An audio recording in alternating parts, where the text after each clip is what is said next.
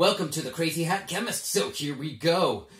Basic stoichiometry without balanced equations. So we're still moving forward here. Bam! Okay, what is the mass of 0.65 moles of sodium sulfate? So first we got to figure out what the formula for sodium sulfate is. We're going to look on our periodic table, find sodium, that's a group 1, that's a +1. Then that polyatomic ion, a sulfate, is SO4 2-. So you should get the following two. You're going to take that 1+ and that 2-, take the absolute value of those numbers, flip the numbers, bring them down, and then you get Na2SO4. That's the formula for sodium sulfate. We're going to use this flowchart just like we did before. So we have moles, so we're going to start right here. We're going to go to mass, and that will be grams, and that's what we're going to end with. And so we're going to start with moles, go to mass. Is everybody okay with that?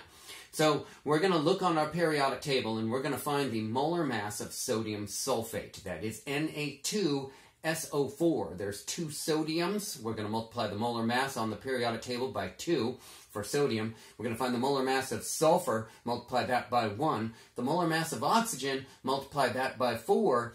After those multiplications, then we're going to sum them all up and then round it to correctly to the fewest number of decimal places of either the sodium, the sulfur, or the oxygen, which I believe is 2 decimal places. So we're going to start off with our 0.65 moles of sodium sulfate. Therefore, we got 0.65 moles of Na2SO4. The units in the denominator will be moles. The units in the numerator of our unit conversion will be grams, and this is what we should get right here. Hopefully you look at that 142.04, and you should get that as your molar mass. Okay, we are canceling out the units of moles in this problem here, as well as the formula sodium sulfate. Okay, our moles cancel out, and we're left with grams. We got, now mathematically, we're going to take 0.65 times 142.04 and then divide by 1, and we are going to look at significant figures. So how many significant figures in the 0.65? That is 2. Leading zeros don't count. Number of significant figures in the 142.04 is 5. All those numbers count, even though it has 2 decimals. And the number of significant figures in the 1 in front of the 1 mole is infinite. Because again, that's a definition. So we're going to come up with a number in our calculator. This is our number in our calculator that we get, and then we're going to round this to the fewest number of the fewest number of significant figures.